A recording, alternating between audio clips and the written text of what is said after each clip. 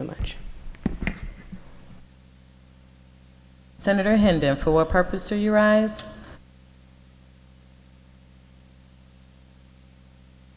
Thank you, Madam President.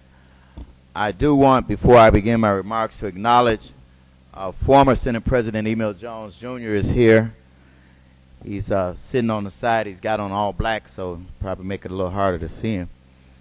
But Senator Hendon, to the motion. Wanted to acknowledge that he's here. To the motion, Madam President.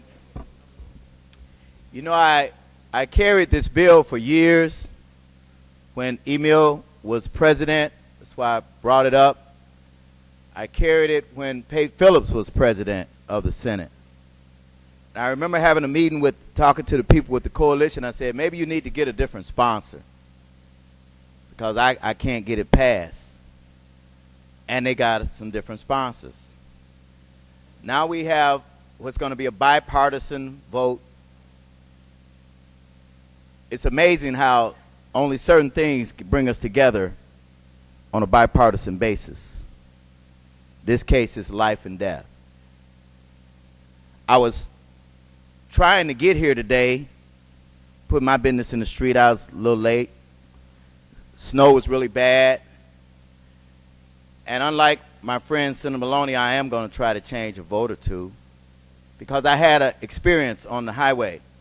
Many of you probably almost, if you haven't, you probably had the same experience.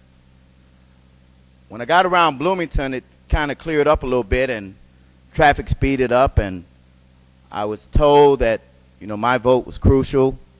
Bill may go up or down while I'm here. So I said, well, I'm past the ice and everything. I sped up just a little bit. And there was a trucker on my right, and he decided, well, I'm past the slick parts, and he sped up a lot. But as 55 goes, and you know that, the smaller communities can't afford to put the salt down or whatever, so we ran into another little tough spot. I was driving 60, the truck, because I want to arrive alive, he was doing about 70. And all of a sudden, he decided to get over into the clear lane, in which me and this guy in a black SUV, praise God for this white guy, we were over in the clear lane. He decided to bring his 16-wheeler over on our lane without, maybe I was in a blind spot, I don't know. But I'm driving a rental car because my little bitty Saab is in the shop, and I got this big old red car. You'd think he'd see me. If I was in my Saab, I probably wouldn't be here right now debating this bill.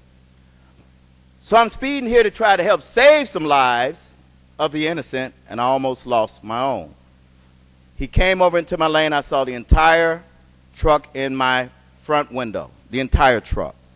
All I could say was, oh my God. And I believe the guy behind me blew his horn because something got the trucker's attention, and I looked up in the rearview mirror. I don't remember hearing the sound. All I would remember was you all would be up here talking about how great a senator I was, even those of you who don't think so. And Rickey Hendon would be gone, just like that. Just like that. Life and death, that's what we're discussing here. Now let's talk about the heinous crimes, because they're horrific. Just the other day, Senator Milner and I were talking last week, because I'm at this why stage in my life. Why am I here? Why am I in the Senate? Why do I am doing what I'm doing? I see people over there in the third rail who write all kinds of stuff about me, mostly lies or exaggerated. And you start saying, is it worth it? Is it worth it? I've said, I'm not going to make many speeches on this floor anymore. And another reporter said, you've been awful quiet. Because words do make a difference. I've heard some people in here. When I saw that truck, I thought about that. Me leaving here without saying I'm sorry to Senator Brady or some of you or Deanna for killing Tanasco or help killing it or whatever I've done. This is real. The other day, there was another heinous crime in Chicago, and guy shot 6 people. One of the victims was a very close friend of a very close friend of mine. I had to go over there and hold her hand and let her cry and all of that. You can name all of these horrific crimes. It's not about those.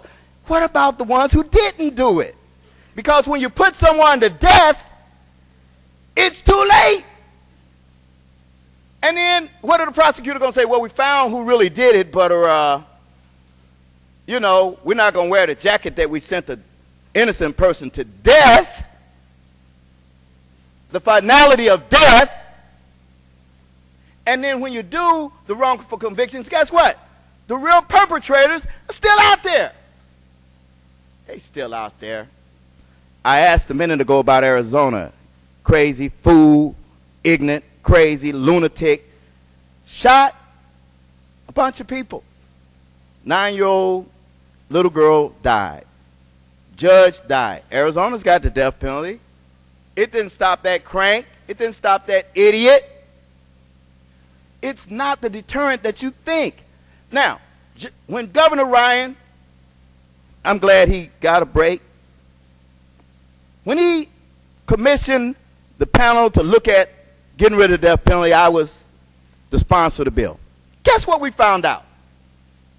1 out of every 2 people on death row was innocent. Now, like my colleague, my seatbelt majority leader, I was for, yeah, there are some terrible things. Yes, they should die, be executed, go to hell. Then you find out 1 out of every 2 is innocent. How can you live with saying, well, 1 out of every 2 not bad? Now, if you're on a baseball team, you know I play a lot of softball, and you get a hit 50% of the time, that's a good average. But guess what? This is life and death. 1 out of every 2.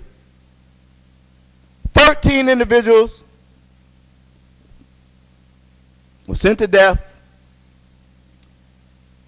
right before the imposition of the moratorium. 14 were released, found to be innocent. I just believe, ladies and gentlemen, my colleagues who I all love dearly, that until we fix it, we know it's broke. If 1 out of every 2 was proven to be innocent, that turned a Republican governor, not some liberal Democrat, not some left-wing do-gooder, a good man, but a Republican governor said, this ain't right, because it's so messed up. Now, for those of you who think prosecutors or the police never get it wrong, and I love them, but guess what? They get it wrong, because people get it wrong. I remember as a little boy, and my mama had one of them where she would make you go out into the woods and get the tree branch that she would beat you with. That was Olivia Hendon. And one day I'm on my way home from school, and I get this message, your mama gonna get you when you get home. And that was in the old days when you couldn't have Department of Children and Family Services or some do-gooder agency to call. Your mama just beat your butt down. Wasn't nothing since even talking to daddy about it in a black household on the west side. She beat you down. We were in Alabama. And that's when the neighbors could whoop you and then send you to your mama. And I was about to get one of those. And I had knocked out a lot of windows down in Trotter when I was a little boy. I was through rocks and I hit balls. I was left-handed. I knocked out some windows. I did not knock out this window. But somebody had told my mama that I knocked out that window, and her mind was made up that I was guilty. I was innocent of that particular window. Did not do it, had not done it, totally innocent. But when I got home, she was waiting for me. She had that strap, you know, that the barbers used to use, that wop, wop, wop, wop. I said, Ma, I ain't do this. Because I didn't. And it took every bit of me to convince my mother that I didn't do it. But she was so convinced because somebody said it was me. Somebody said they saw me. Somebody said it was Rickey Hendon.